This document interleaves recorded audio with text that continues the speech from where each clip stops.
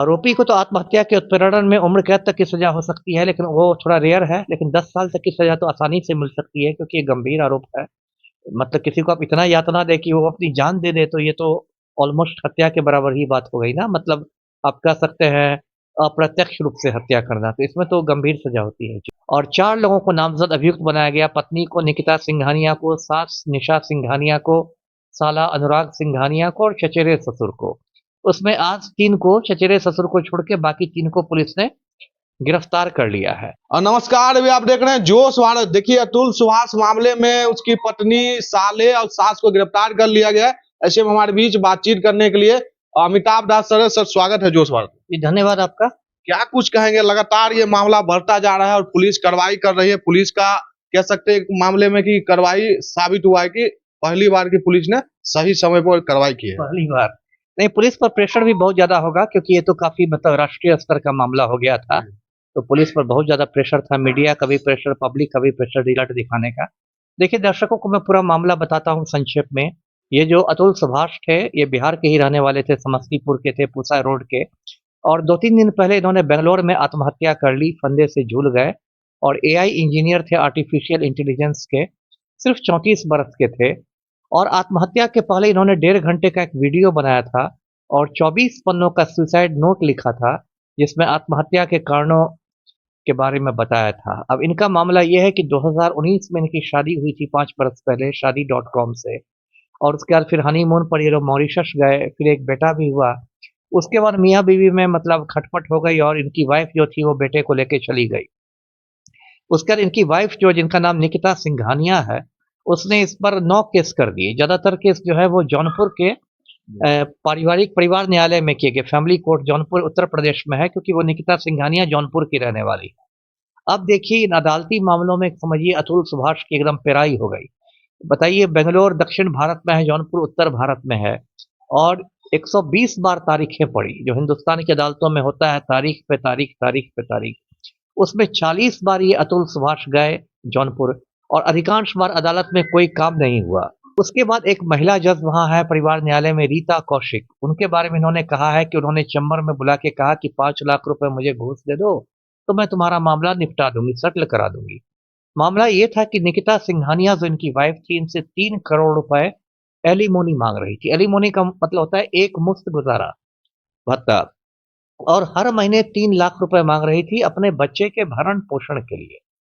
तो ये बहुत ज़्यादा मतलब मानसिक रूप से तनाव में ये बंदा था।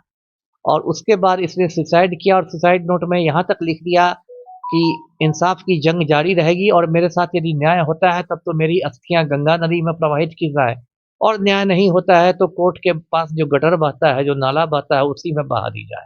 मतलब बंदा अंदर से बिल्कुल टूट चुका था। उसके बाद पूरे हिंदुस्तान में ये मतलब हिल गया इसके सुसाइड से।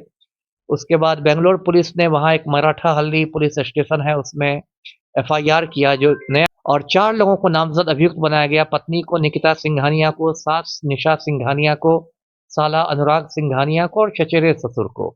उसमें आज 3 को, चचेरे ससुर को छोड़ के बाकी 3 को पुलिस ने गिरफ्तार कर लिया है। तो अभी सारा मामला यही है, लेकिन इस मामले के बाद देश में एक बहस छिड़ गई है, क्योंकि बहुत सारे मुद्दों को इस मामले ने मतलब हवा दे दी है जी।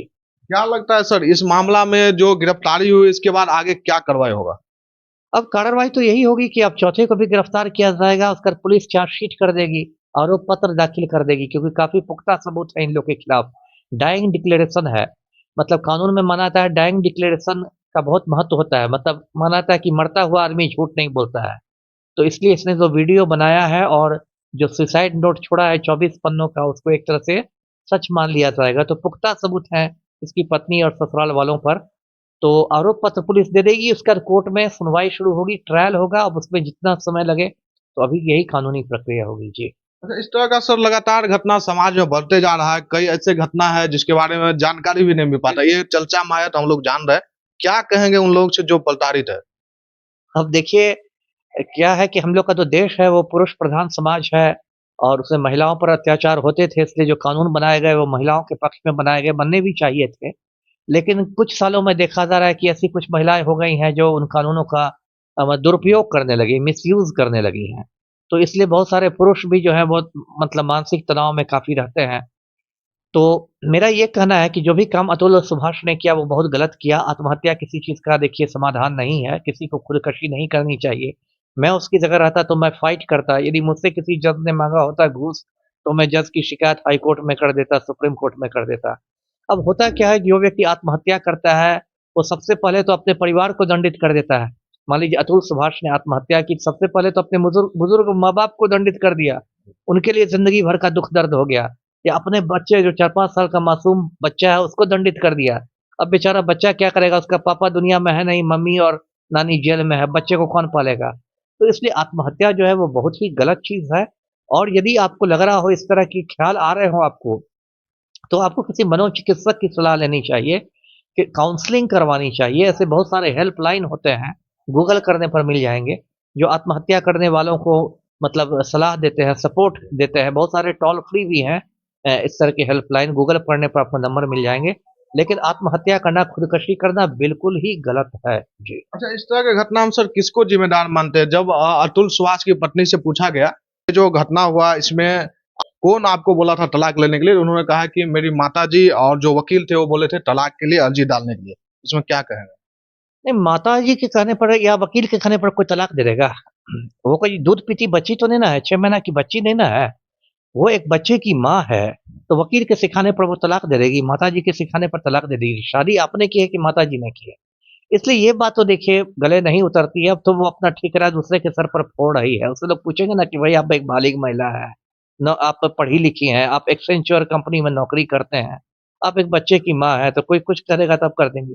ये तो ख़ैर अब मतलब मैं क्या कहूँ, एक खोखली बात हुई, इस पर कोई विश्वास नहीं करेगा कि अपने वकील के कहने पर, वकील का ये लाइफ़ है, वकील का तो पर्सनल लाइफ़ नहीं ना है।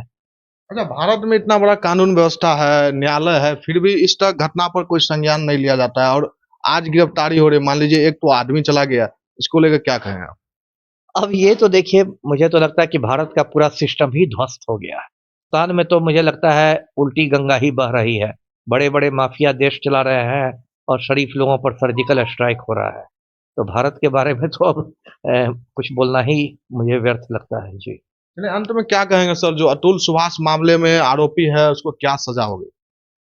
आरोपी को तो आत्महत्या के उत्प्रेरण में उम्र कैद तक की सज़ा हो सकती है, लेकिन वो थोड़ा रेयर है। लेकिन 10 साल तक की सज़ा तो आसानी से मिल सकती है क्योंकि ये गंभीर आरोप है। मतलब किसी को आप इतना यातना दें कि वो अपनी जान दे दे, तो ये तो ऑलमोस्ट हत्या के बराबर ही बात हो गई ना। मतलब आप कह सकते हैं अप्रत्यक्ष रूप से हत्या करना, तो इसमें तो गंभीर सज़ा होती है। जी।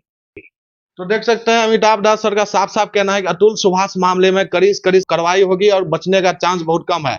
बाकी इस मामला को लेकर आप क्या सोचते हैं कमेंट करके ज़रूर बताइएगा। बहुत-बहुत धन्यवाद।